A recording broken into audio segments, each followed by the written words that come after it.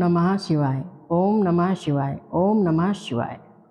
मेरे प्यारे शिव भक्तों, धर्म कथा संसार में आपका एक बार फिर से बहुत बहुत स्वागत है। मैं हूं आपकी कथा वाचिका और आज मैं आपको लेकर चलूंगी शिव पुराण के उस पावन अध्याय की ओर जहां भगवान शिव ने अपने भक्त की रक्षा के लिए साक्षात काल को भी भस्म कर दिया था। भक्तों, आज हम उस पावन ज्योतिर्लिंग की कथा सुनेंगे जो पृथ्वी पर नागेश्वर के नाम से प्रसिद्ध है। यह कथा केवल एक ज्योतिर्लिंग के प्रकट होने की नहीं है, बल्कि यह कथा है अटूट विश्वास की। यह परिणाम है कि जब भक्त सच्चे मन से पुकारता है तो भोलेनाथ पत्थर की दीवारों को चीर कर भी प्रकट हो जाते हैं। तो आइए अपने मन को शिव के चरणों में लगाते हैं और सूत जी द्वारा ऋषियों को सुनाई गई इस परम पावन कथा का रसपान करते हैं। बहुत समय पहले की बात है। दारुका नाम की एक राक्षसी थी। वह कोई साधारण राक्षसी नहीं थी, बल्कि माता पार्वती के वरदान से उसे अत्यंत शक्तिशाली और अहंकारी बना दिया था। उसका पति दारुक एक अत्यंत बलवान राक्षस था। इन दोनों ने मिलकर अनेक दुष्ट राक्षसों के साथ सज्जन पुरुषों का भी जीना दुर्भर कर रखा था। जहाँ भी वे जाते केवल विनाश और हाहाकार मचाते थे। धर्म और यज्ञों का नाश करना ही उनका काम था। भक्तों, उस समय पश्चिम समुद्र के तट पर उनका एक विशाल वन था। वह वन 16 योजन तक फैला हुआ था और उसमें दुनिया भर की सुख सुविधाएं थीं। लेकिन उस वन की सबसे विचित्र बात यह थी कि वह स्थिर नहीं था। राक्षसी दारुका अपने विलास के लिए जहाँ भी जाती थी, वह विशाल वन अपनी भूमि और वृक्षों के साथ उसके पीछे पीछे चला जाता था। आप सोच सकते हैं कि वह दृश्य कितना भयानक होगा जब चलता फिरता जंगल गांवों और नगरों को कुचलता हुआ आगे बढ़ता होगा। माता पार्वती ने उस वन की ओर देख रेख का भार दारुका को ही सौंपा था, इसलिए वह अपने पति के साथ वहाँ मनचाहा विचरण करती थी और सबको भयभीत करती रहती थी। जब पाप का घड़ा भर जाता है तो धर्म की पुकार उठती है। उन राक्षसों के अत्याचार से पीड़ित होकर प्रजा महर्षि औरवे की शरण में गई। रोते बिलखते लोगों ने महर्षि को अपना दुख सुनाया। ऋषि औरवे का हृदय प्रजा का दुख देखकर द्रवित हो उठा। उन्होंने शरणागतों की रक्षा के लिए उन दुष्ट राक्षसों को एक भयंकर श्राप दे दिया। उन्होंने कहा, सुनो राक्षसों, यदि तुम पृथ्वी पर किसी भी प्राणी की हिंसा करोगे या किसी यज्ञ का विध्वंस करोगे तो उसी क्षण तुम्हारे प्राण पखेरु उड़ जाएंगे, तुम स्वयं नष्ट हो जाओगे। यह समाचार जब देवताओं तक पहुंचा तो उन्होंने सोचा कि यही समय है। देवताओं ने उन दुराचारी राक्षसों पर चढ़ाई कर दी। अब राक्षसों के सामने आगे कुआं और पीछे खाई वाली स्थिति थी।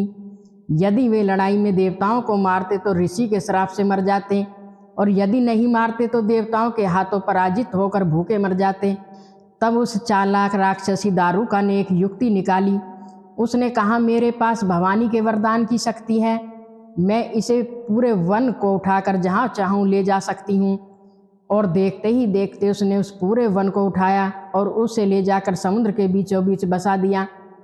अब वे राक्षस पृथ्वी पर नहीं बल्कि जल के भीतर रहने लगे। उन्होंने सोचा कि अब हम यहाँ सुरक्षित हैं, और उन्होंने समुद्र में विचरण करने वाले प्राणियों को सताना शुरू कर दिया था। तो भक्तों, एक बार की बात है, समुद्र के रास्ते बहुत सी नावें जा रही थी जो मनुष्यों से भरी हुई थी। राक्षसों ने जब उन नावों को देखा तो वे उन पर टूट पड़े। उन्होंने सभी यात्रियों को पकड़ लिया, उन्हें लोहे की बेड़ियों में जकड़ दिया और अपनी अंधेरी जेल में डाल दिया था। लेकिन मेरे प्यारे भक्तों, उस अंधकार में भी एक दीपक जल रहा था। उन कैदियों में एक वेश्या था जिसका नाम था सुप्रिया। वह उस दल का सरदार भी था। सुप्रिया कोई साधारण व्यापारी नहीं था, वह बड़ा ही सदाचारी था। उसके माथे पर भस्म और गले में रुद्राक्ष की माला सुशोभित हो रही थी। वह भगवान शिव का परम भक्त था। उसका नियम था कि वह शिवजी की पूजा के बिना जल की एक बूंद भी ग्रहण नहीं करता था। कारागार की काल कोठरी में जहाँ मृत्यु का भय हर पल मंडरा रहा था, सुप्रिया ने अपना धैर्य नहीं खोया। उसने वहाँ भी शिव की आराधना शुरू कर दी। इतना ही नहीं, उसने अपने साथ कैद अन्य साथियों को भी शिव भक्ति का मार्ग दिखाया। जरा उस दृश्य की कल्पना कीजिए। बाहर राक्षस चिल्ला रहे थे, लेकिन जेल के भीतर से आवाज़ आ रही थी, ओम नमः शिवाय, ओम नमः शिवाय। सब लोग आंखें बंद करके शंकर जी का ध्यान करने लगे। सुप्रिया की भक्ति इतनी गहरी थी कि उसे ध्यान में ही भगवान शिव के दर्शन होने लगे थे। जब राक्षस दारुक को यह पता चला कि उसके बंदी उसके ही शत्रु देवताओं के देव की पूजा कर रहे हैं तो वह क्रोध से आग बबूला हो गया। वह जेल में आया और सुप्रिया को धमकाने लगा, उसके साथी राक्षस सुप्रिय को मारने के लिए दौड़े थे। मौत को अपना इतना करीब देखकर एक पल के लिए सुप्रिय के नेत्र भय से कातर हो गए, लेकिन अगले ही पल उसने अपनी आंखें बंद की और बड़े प्रेम से अपने आराध्य शिव को पुकारा था।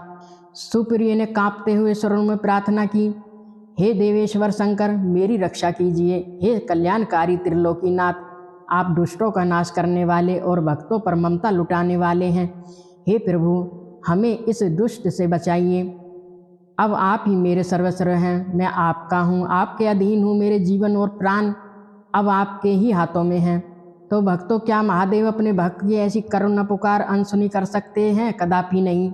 सुप्रिय की प्रार्थना समाप्त भी नहीं हुई थी कि अचानक कारागार में एक विवर से भगवान शंकर प्रकट हो गए। और वे अकेले नहीं आए थे, उनके साथ 4 दरवाजों वाला एक अत्यंत उत्तम और दिव्य मंदिर भी प्रकट हो गया था। उस मंदिर के मध्य भाग में एक अद्भुत ज्योतिर्मय शिवलिंग प्रकाशित हो रहा था। ऐसा तेज मानो हजारों सूर्य के साथ चमक उठे हों, ऐसा तेज मानो हजारों सूर्य एक साथ चमक उठे हों। और उस शिवलिंग के साथ शिव परिवार के सभी सदस्य भी विद्यमान थे। सुप्रिय ने जब अपने प्रभु को साक्षात देखा तो उसकी आंखों में अश्रु बह निकले। उसने दौड़कर उनका पूजन किया। अपने भक्त का प्रेम देखकर भगवान शंभु प्रसन्न हो गए। उन्होंने तुरंत अपना पाशुपात्र शास्त्र उठाया। उसी क्षण उन्होंने प्रधान राक्षसों, उनके सारे अस्त्रास्त्रों और सेवकों को तत्काल नष्ट कर दिया। इस प्रकार दुष्ट हंता शंकर ने अपने प्यारे भक्त सुप्रिय के प्राणों की रक्षा की थी। लेकिन लीला अभी बाकी थी। भगवान शिव तो संहारक हैं, वे आशुतोष भी हैं।